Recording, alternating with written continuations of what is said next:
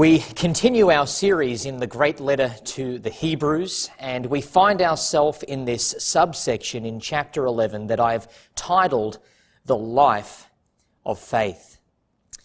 The life of faith will involve many choices, and very often these choices will be very hard.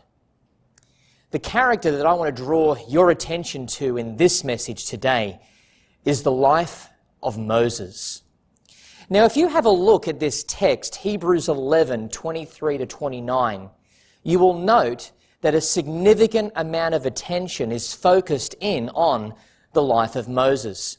The same was said about Abraham. When you compare these two men to all the other characters in this chapter, these two men get most of the attention. And there's really no surprise. Abraham is the father of the faith. He is seen as the father of the nation. But Moses carries a unique role in being the deliverer of God's people, the one that God used to bring the law of God to the people of God. And as we jump into this passage, we are going to see again why his life is so significant. But what I want you to focus in on as we look at this passage together is what we see in the life of Moses is a man who pursued the honor of God and rejected the passing pleasures of this world. Now, it's true, his life was marked by times of weakness and failure. But his life persevered. And what made the life of Moses a life that was pleasing to God was that it was a life of faith. And this came as a result of conscious choices. Conscious choices to reject the world's ways and to accept God's way, even in the midst of failure and weakness. Now, as you have a look at Hebrews 11, 23 to 29, what I want you to observe is this passage is built around 5 choices. These are 5 choices of faith. The very first choice in this passage was one that was made prior to Moses being able to make choices. It was a choice of his parents. But the final 4 are in relation to Moses. So I want you to begin with me by looking at the very first choice we have in this passage. And each of these choices are marked by the words, by faith. So let's have a look at the very first one, and it's found in verse 23, and that is the choice to accept God's plan. Have a look at verse 23. By faith Moses, when he was born, was hidden for 3 months by his parents because they saw that the child was beautiful and they were not afraid of the king's edict. This passage begins with a very interesting scenario. You have some parents who have just had a baby boy and they make a choice to hide him for 3 months. Now, we have to immediately ask the question, what is going on in the background? What brought about such circumstances in which they saw it was necessary to hide their son for 3 months? Well, we really go back to the start of the book of Exodus. In Exodus chapter 1, we learn that the family of Jacob had moved to Egypt where Joseph was. And this family had a total number of 70 individuals. Joseph carried a very powerful position in Egypt. He was the prime minister of Egypt, and through him, his family was saved in the midst of a famine. A number of years has now gone by. Joseph is dead. His brothers have passed away. And this family unit of 70 has increased over the centuries. It is now a large mass of people, and they are now called the children of Israel. Pharaoh, at that time, a Pharaoh who did not remember Joseph, saw the growing number of these Hebrews, and he was greatly concerned by this. So he decided that every time a male baby was born among the Hebrews, this child was to be slaughtered. This is an atrocity, a wicked, corrupt act. You could only imagine the cries of the Hebrew women that time in Egypt. This was monstrous. But we're told in the midst of this, as the king had set his edict, that every baby boy born of a Hebrew lady to be thrown into the Nile River, there was this one couple named Amram and Jochebed. They had a baby boy. They already had some other children. We later on learn they had a son by the name of Aaron and a daughter by the name of Miriam. But this baby boy was born at the time of Pharaoh's edict to slaughter the baby boys. And we are told in this text that they chose to hide him in disobedience to the command of Pharaoh. Now have a close look at verse 23, and I want you to notice the reason for their rejection of Pharaoh's order. Verse 23 tells us that they did this because they saw that the child was beautiful, and they were not afraid of the king's edict. The reason why they hid their baby for these 3 months and risked their lives in defiance to Pharaoh's order was because of two things: beauty and boldness. Now, what does it really mean when it says that they hid Moses for 3 months because they saw that the child was beautiful? Doesn't every parent think their baby is beautiful? Of course they do. I think this is referring to something that goes beyond the mere fact that they thought little Moses was a cute little kid. Of course he would have been adorable, but that is not what this text is emphasizing. Over in a sermon that Stephen gave in the book of Acts, in Acts chapter 7 and verse 20, Stephen emphasized that Moses, as a baby, was beautiful in God's sight. And there he is emphasizing something very specific, something very particular about this child. It goes beyond the physical appearance.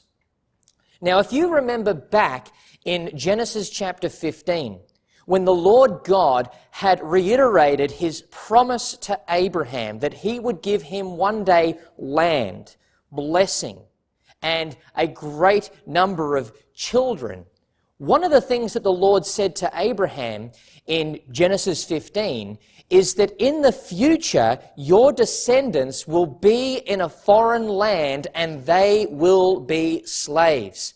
But the Lord will still fulfill his promise. That means there is going to be a day in the future in which the children of Israel will be slaves, will experience hardship, but God will deliver them.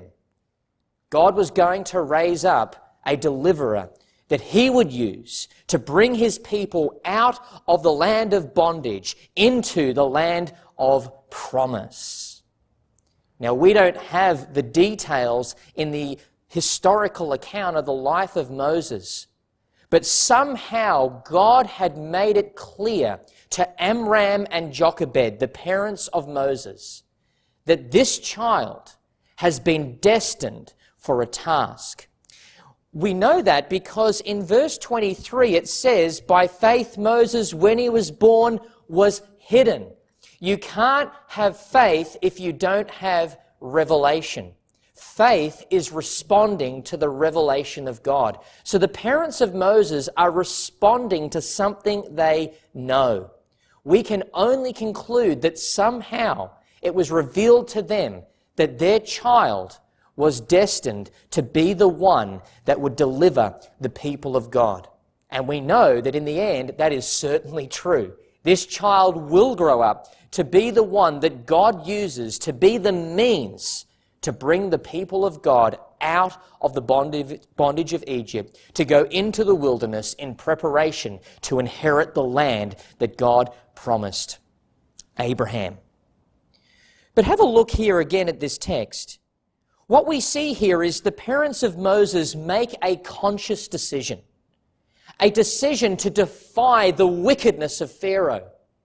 And here they respond to the revelation of God by seeing that this child God has a plan for, and they are prepared to risk their lives, risk their situation, so that the life of this child would be preserved. And notice also the text says they were not afraid of the king's edict.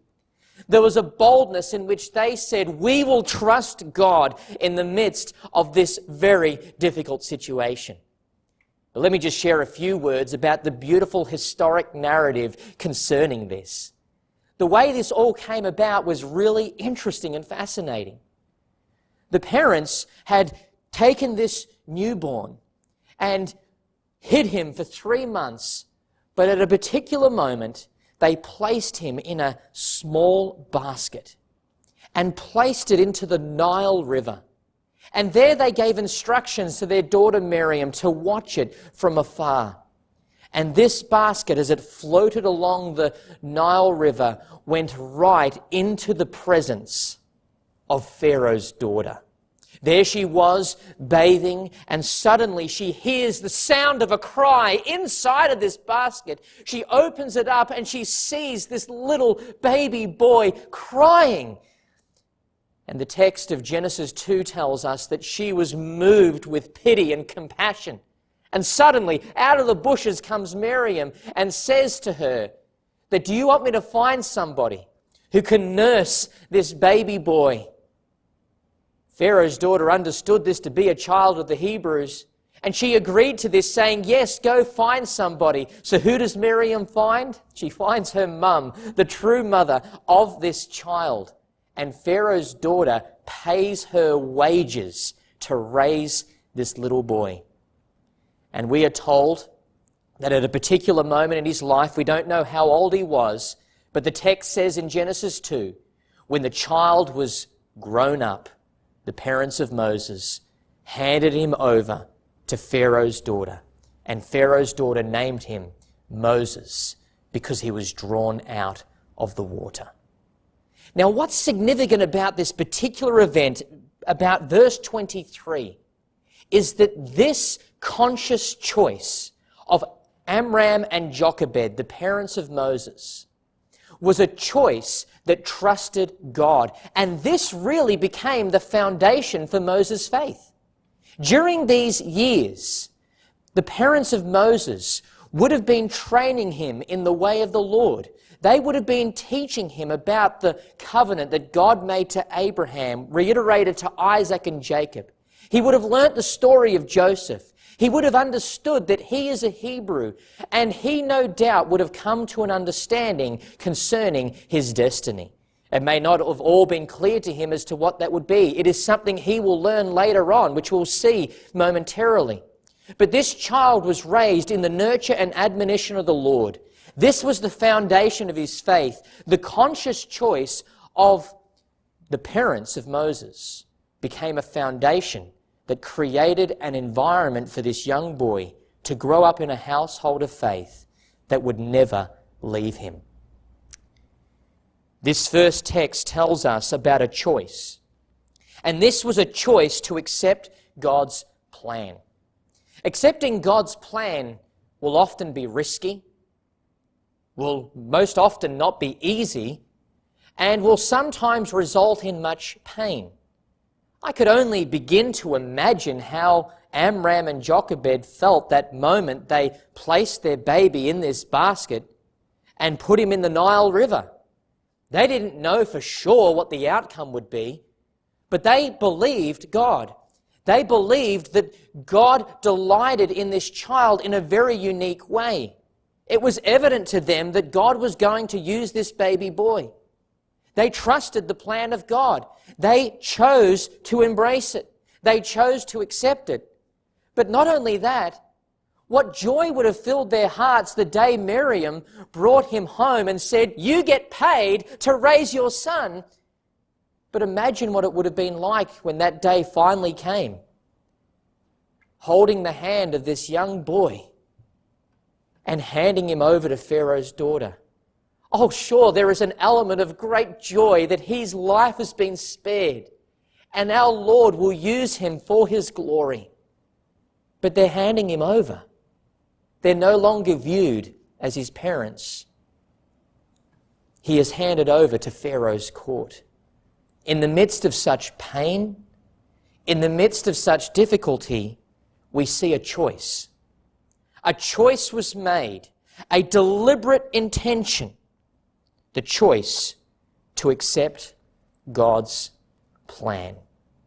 We would all do very well to see the importance of being familiar with the Word of God so that we know His plan, so that when we are faced with a very difficult and trying situation, we can be clear in our minds that we know what the will of the Lord is, and we are to respond to the will of the Lord by accepting His plan, even when it hurts.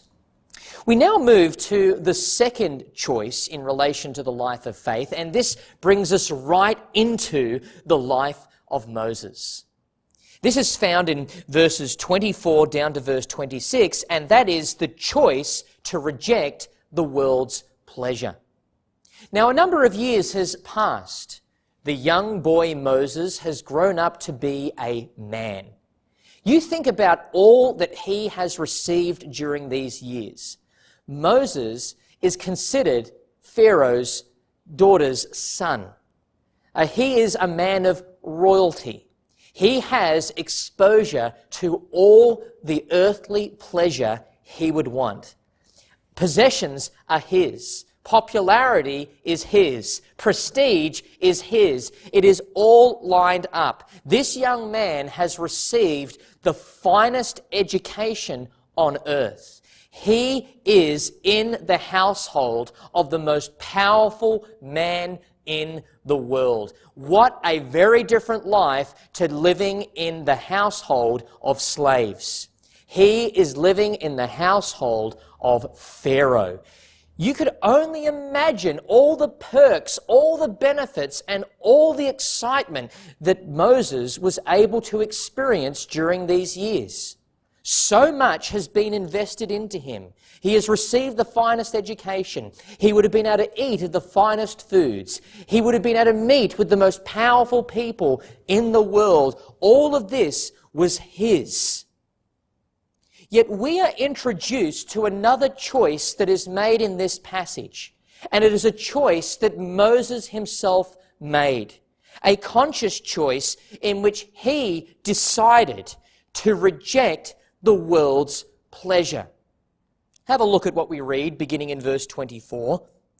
By faith Moses, when he was grown up, refused to be called the son of Pharaoh's daughter. See that word refused in verse 24. It carries the idea of a deliberate rejection. He saw the condition and the place he had. He saw the honor that was his to be in the house of Pharaoh. And carefully looking at that, Moses rejected it. He refused to be identified with the house of Pharaoh. What did he then choose to be identified with? Have a look at what it says in verses 25 and 26. We read, choosing rather to be mistreated with the people of God than to enjoy the fleeting pleasures of sin. He considered the reproach of Christ greater than the treasures of Egypt, for he was looking to the reward. What we see here is Moses had a choice, and the choice was to embrace the comfortable, pleasurable life of Egypt, or to identify himself with his true people, the children of Israel. What this tells us is Moses knew who he was. Moses knew that he was a Hebrew, and he knew that his people did not belong in the land of Egypt. He knew what his parents had taught him. He knew the covenant that God had made to Abraham. He knew that God said to Abraham that your people are not going to stay in this land of bondage. He knew that Joseph said, when I die and the Exodus takes place, you are to take my bones and bury me in the land of promise. Moses has grown up with these truths. And as he has grown up now in the midst of pleasure and prestige, he looks at that and he says, I reject the passing pleasures of this world. Instead, I embrace the permanent prize of heaven. How did he do this? He did this by making a choice to identify with his people. Now, this is far more than just someone who is being very committed to their national heritage. It's not purely a nationalist in his idea here. The loyalty goes far deeper than mere condition or the race that he is from. This goes back to identifying himself with the people that God made his covenant with. Moses knew that he is a part of that people. He knew that God, the one true God, had a plan for his people, and he will fulfill his plan. And what did Moses do? Moses rejected the world's pleasure.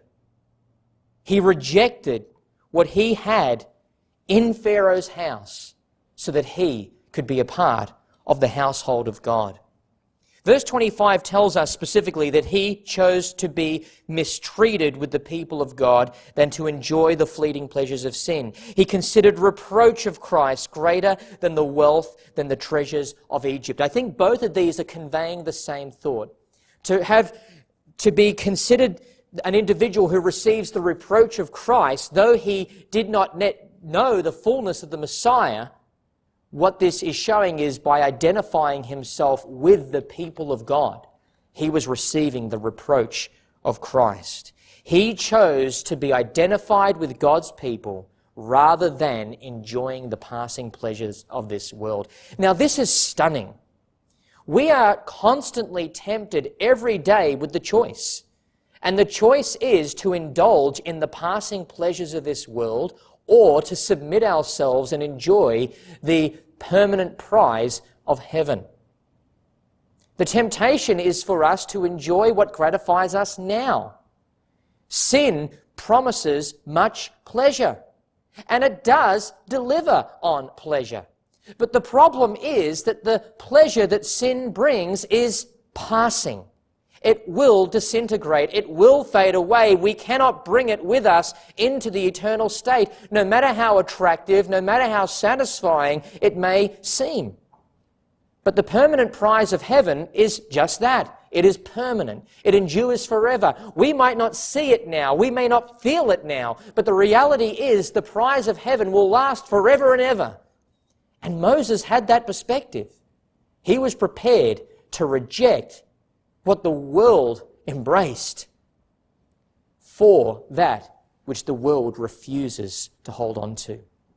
He kept his eyes on the eternal prize, and that is exactly what is emphasized at the end of verse 26. Moses made the choice to refuse to be called Pharaoh's daughter, instead chose to identify with the people of God. Why? For he was looking to the reward. That is incredible. How does he know about this reward?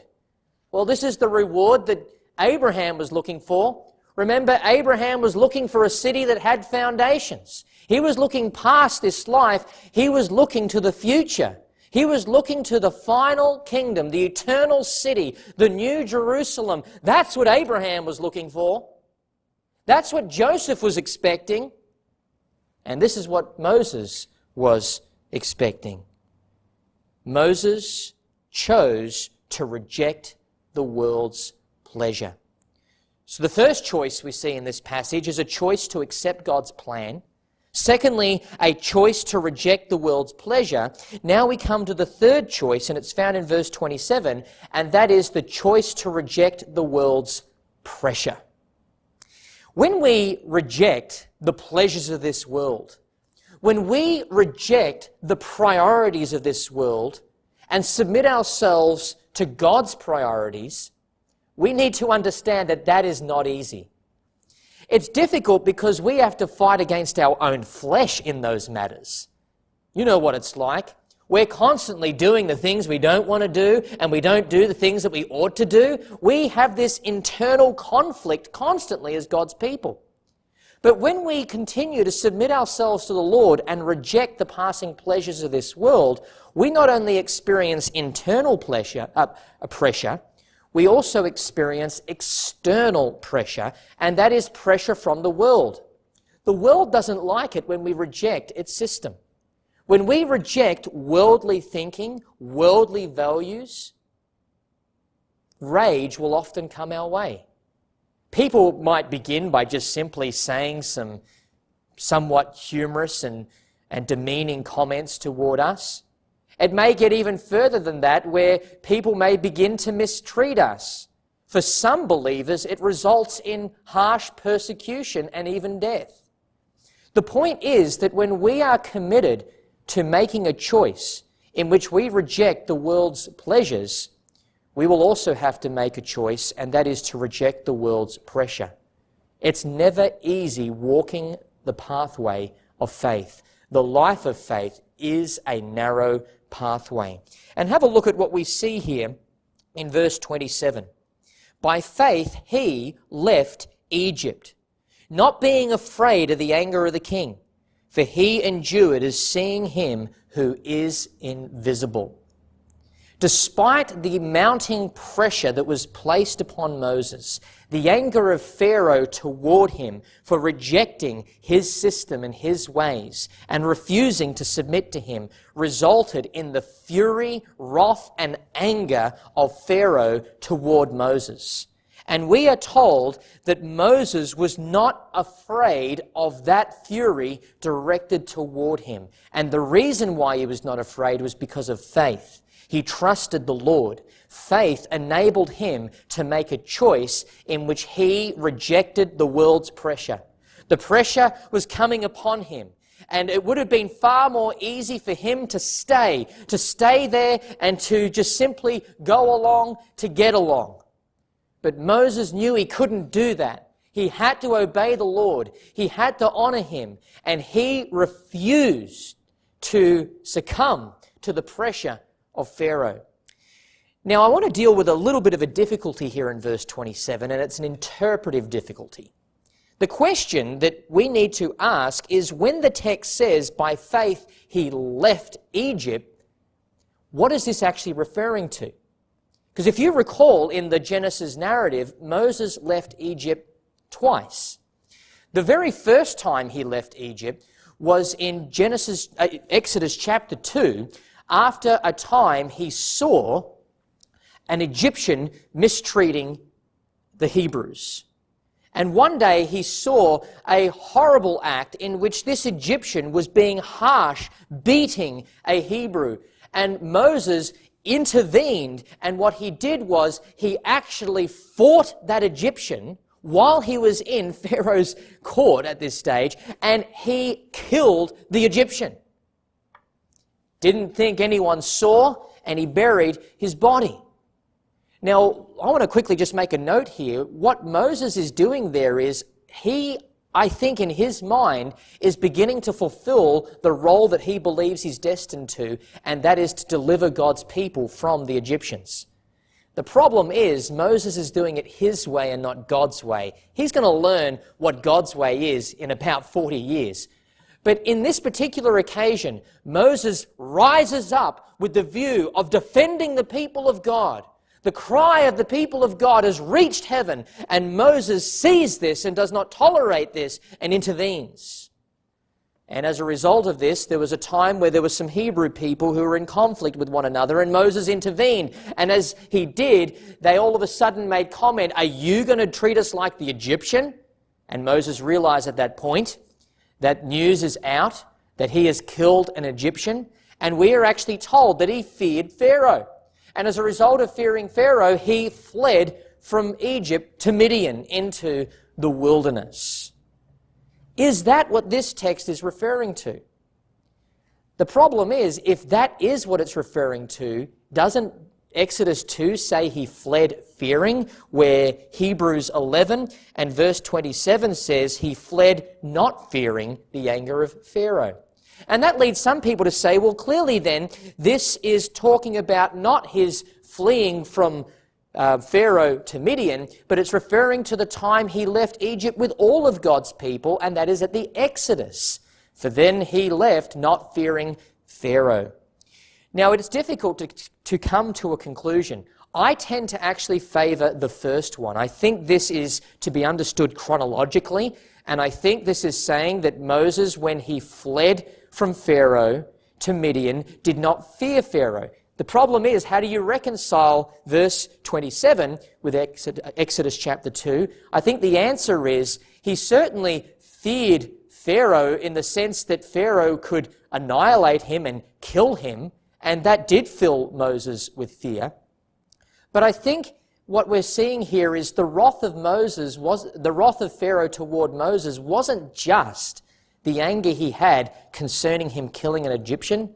It was seen in Moses rejecting the household of Pharaoh, and after having such an investment placed in his life, refused to line up under that. And Moses fled, fearing for his life, but not fearing the wrath of Pharaoh. Not fearing that he is now going to be pursued by the anger of Pharaoh for not embracing his system. I tend to think that is what's happening here. But regardless of which occasion this is referring to, the point is the same. There was a moment in Moses' decision where he received pressure to conform to the way of Egypt, and Moses rejected that and did not fear Pharaoh. Instead, he feared God. Let me now bring you to the next choice that Moses makes, and it's what we have in verse 28, and that is the choice to accept God's provision. The choice to accept God's provision.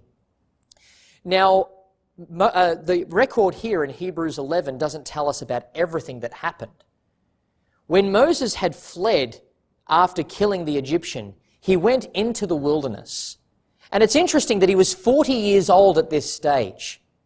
And he then goes on and spends 40 years in the wilderness as a shepherd. 40 years in Egypt as a prince, 40 years now in the wilderness as a shepherd. Some people have said that he spent 40 years of his life believing he was somebody. Then he spent 40 years of his life learning that he was a nobody. Moses took it on himself to deliver God's people, but he did it his way. This is not God's timing. So God, allowing Moses to flee the scene, meets Moses 40 years later. And there at the burning bush, the Lord commissions Moses to go confront Pharaoh and to demand that he let my people go. The time has now come when Moses, alongside his brother Aaron, goes into the court of Pharaoh and confronts this most powerful man in the world and says that the Lord God has spoken, let my people go.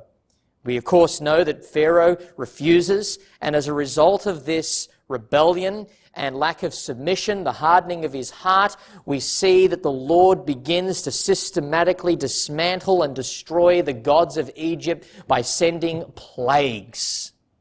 But the final plague in Egypt was the most devastating, and that's what we see here in verse 28. Verse 28 says, by faith he kept the Passover and sprinkled the blood so that the destroyer of the firstborn might not touch them. What we have here is a choice to accept God's provision. Let me just back up and explain what exactly is going on here. The Lord gave instructions to Moses to give to the people of Israel that night he is going to visit Egypt and he is going to kill the firstborn in order to be saved, in order to be protected from this visitation. The people of Israel were to take a lamb or a goat, a blameless, spotless one, and they were to kill it, and they were to take its blood, and they were to sprinkle it on the doorpost and lintels of the household. And the Lord God said, whichever house has the blood applied to the doorframe, I will pass over that house and spare the firstborn. Well, that night occurred, and we read in verse 28 that by faith he kept the Passover and sprinkled the blood so that the destroyer of the firstborn might not touch them. He received revelation from God. He responded to that revelation of God. And what this choice was, a choice to say, I will trust God's provision. God has provided a way for us to be protected, and that way is by means of a sacrificial lamb. Moses lived the life of faith by choosing to accept God's provision. Of course, it was true. That night the Lord did visit the land of Egypt, and there were cries in Egypt like never before. But those who trusted the provision of God were saved, were rescued, and were delivered. This now brings me to the final choice that we see in the life of Moses. And that is in verse 29. And that is the choice to accept God's promises. You remember that God promised that he would deliver his people. He promised that he would rescue his people from the land of bondage. God had made a promise to Abraham that his people would have a land. Well, here we read in verse 29, by faith the people crossed the Red Sea as on dry land. But the Egyptians, when they attempted to do the same, were drowned. After the event of the Passover, Pharaoh, in great devastation and sadness, finally relented. He said to Moses, "Let your people go." And they go. And the Lord had brought great favor among the people of Israel. Even many of the Egyptians were giving fine jewelry and other items to them on their way out. The people were assembled, and they made it to the location in which they were going to proceed to go into the wilderness and head in the direction of the land of promise. But the people confronted a problem immediately. As they embarked on this journey, suddenly they were faced by a boundary. They were faced by a wall, and that was the Red Sea. They could not cross it by foot. And suddenly, and unexpectedly, behind them was a loud sound. It was the Egyptians. Pharaoh has now changed his mind. He is filled with fury. He knows that they are in a place where they cannot escape, and he commands them to go and destroy the Hebrew people.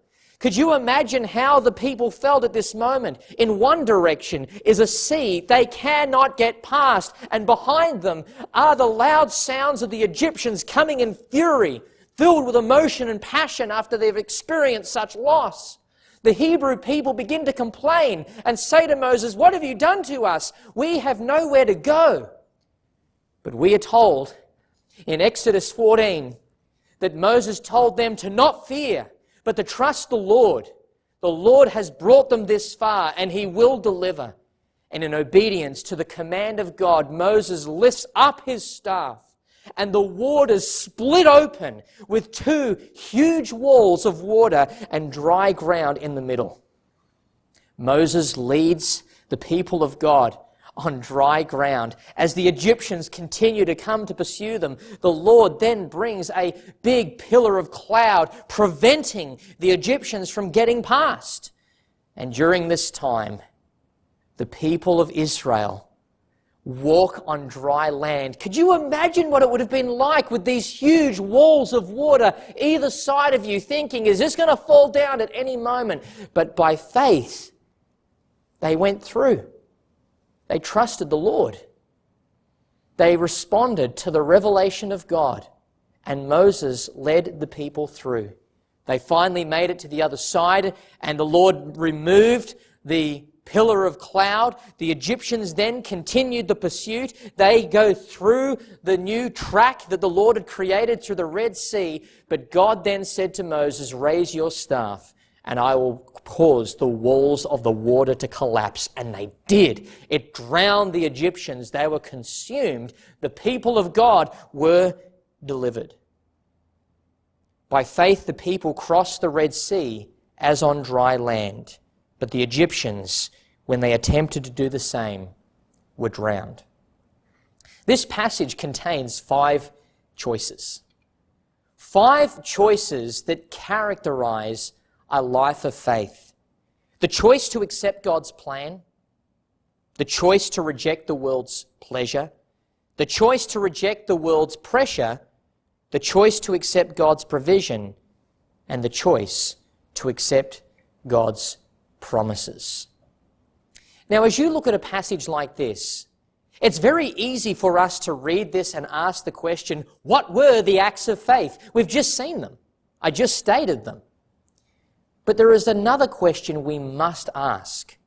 We can't leave a passage like this and just ask, what were the acts of faith?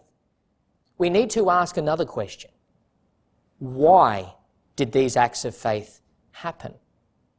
These acts of faith happened because there were individuals who received revelation from God and responded to that revelation. The key to this whole passage is not the acts of faith. It is the foundation and focus of their faith. Go over to Hebrews chapter 12 and verse 2. Looking unto Jesus, the author and finisher of our faith. The key to the life of faith is not what we do in terms of all of our actions. The key to the life of faith is what we know and who we look to and how we respond to that. It's not enough for us to look at a passage like this and say, let's be like Moses. No. Let us look at a passage like this and say, we can persevere even though things are hard, because we have a foundation of faith, and that is the Word of God. And the focus of our faith is Christ. My dear friends, look to Christ. We need to, because we are going to have to make many choices. And the choices, they're going to be hard. But we have a faithful God who knows our weaknesses, who knows our failures. Look to Him. Look to Him. Look to Him.